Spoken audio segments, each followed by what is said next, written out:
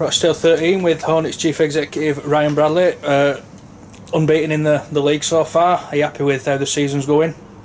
Yeah, it was set off like a house on fire really, and a lot of, well, everything that you see on the field is down to Alan and his team, and he's coming and giving a real shot in the arm, and I think he's doing a great job.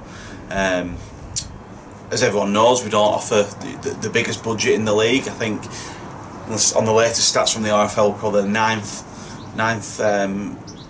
in the league in terms of what we spend. But what Alan's done is he's got a real good backroom team behind him. Jason Villa, Paul Berry, Dave Ramsbottom, even you go down to the Massouses, Amy and Alice. I think they're all doing a great job in prepping the lads and getting them up for games, and we're sat at the top of the league at the moment and going pretty well really. So yeah, all credit to Alan and his team and the players for the way they've performed on the pitch, and it certainly makes things that little bit easier off the field. And there's been some changes within the club. Walter Tan and Julie Clark are both stepping away from the board. Have you any thoughts on who might replace them? Well, I think Walter and Julie have, first of all, I think we need to say a big thank you to them. They've both been involved since the early days of the club, and Julie from right at the start, Walter shortly after that, and they've been a big help to me as a chief executive. Throughout my time here, Walter's looked after firstly membership, and then and also the player welfare side of things, and it's been a real big help in making sure that we function. Julie's done the minutes at the board and also been there to offer a different opinion, and we've not always agreed on everything, but that's human nature. We're not gonna agree on everything, but what they've done is offered a real good rounded approach and been instrumental in getting the club to to where we are today. But I think after speaking to Walter last week, now he feels he's done his shift. He's done a lot of years and put a lot of time and effort into this club, and it's now time for other members to step forward and other voices to come forward and sort of serve their time on the board and take us on to that next level. So yeah, big thank you for Julie and Walter for the service that they've given, and it's just a case of seeing who's out there now to drive us onto the next level. And the club as a whole has been quite vocal with about the RFL, the disciplinary and other bits and pieces. Just thought it'd be interesting to hear from your opinion on it. Yeah, the RFL discipline, it's never going to please anyone, and for those people who know Alan and are close, I think the best word to describe Alan is he's ruthless, and he does he does scrutinise everything, and when he's going through videos, he's finding incidents and inconsistencies and things that are sort of frustrating him as a coach. And if you look at the press, he's frustrating other coaches in this league. I know the Barrow coaches have spoke out against it, and I went through the proper channels, and I went to have a meeting with Graham Sargent at the RFL, and we spoke about sort of incidents specific to us and incidents wider in the game, and he agreed that the system's not perfect. He agreed that there are imperfections there, and there are a lot of other ththings that he'd like to do, but he is sort of under-resourced as a department and what they can and can't do, and we've just got to live with that in the short term. But we'll keep, if there are inconsistencies and things that get to us, we will raise it in the correct forum, and at the end of the day we need to look after player welfare and ensure that the integrity of the competition's kept up, and that's all we've ever done, and that's what we'll do going forward really. And still touching on the RFL, I just want to mention that the comments made by the Salford owner Marwan Kukash. He's posed a vote of no confidence, despite people obviously having different opinions and whatnot with the RFL. Do you think that's a step too far, or are you in support of Marwan?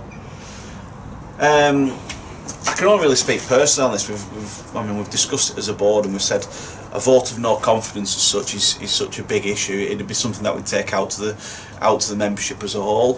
What I do feel is that perhaps Marwan could have raised it in the correct forums. We do have Rugby League Council meetings, and he has Super League meetings and meetings like that he can attend and raise these issues and have them discussed.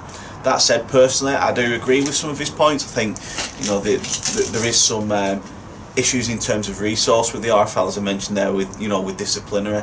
We changed the structure a couple of years ago with the emphasis of bringing more money into the game, and we haven't, that's not bearing fruit yet. So there's there's things there that the RFL executive, need to answer, but I'd rather pose them questions to them and see what the answers are than propose, a vote of confidence. And personally, to say that I have no confidence at all in the RFL would be wrong, because we do, but there are questions to be asked, and the forums exist for them, and I think that's what we need to do going forward. We need to ask the RFL the correct questions in the correct forums before we go out in the press and ask for votes of no confidence. And just on a final note, we begin our tour, our annual tour. We're away for, I think it's a period of about 6 weeks, playing 3 games.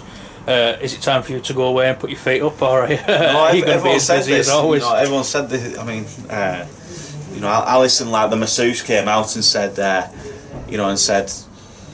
we'll see you in 6 weeks. I was thinking I was going on holiday, but now, certainly when the off-field stuff, now's the biggest, the busiest time for us. We're looking at sponsorships now for the back end of the season and making sure that all them games are filled up, and we're starting to look at our shirt sponsors for next year and our advertising board sponsors and that side of things. So yeah, it does get a little bit busy for us now. Now my commitments in terms of Rochdale less, and I can focus my areas on other areas. In terms of around the stadium, yeah, we've no pitch, as you can't see, but I'm looking at a sand, a sandpit at the moment. There's a lot of work going on around the pitch, and credit to the stadium company for carrying that out. I think when we played Salford pre-season, the pitch was a mess. The drains had failed, and it's taken a significant 6-figure investment to get the pitch back up to scratch. So that's going on the pitch, but also speaking to the football club about the plans that they have. Inside the stadium, we're set to have a refurb of the main lounge, of the area behind the bars.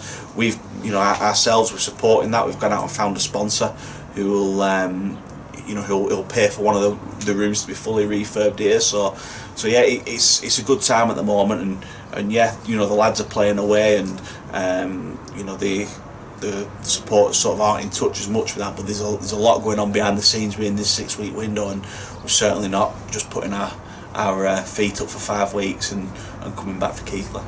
And just on a final note, like we touched on, we're obviously going away. There'll be fans that are less engaged with the club. How important is it for them fans and them members to get behind the lads on the road where they can? It makes a difference. I do think it's massively important, and sort of spoke to Alan about it, and he said that the support that we had at Oxford and at Barrow has been massive in terms of the vocal support from the crowds, and it does raise the lads' sort of energy levels on the field. So it's definitely important for members and supporters to get along and support the guys. If they can't get to all 3 games, get along to 1, get along to 2, but please keep in touch on on social media, on Facebook, through the commentary, through the newsletters. Keep in touch with the club throughout that time, and we look forward to getting back here for Keighley and Doncaster for the final running. Thanks, Ryan.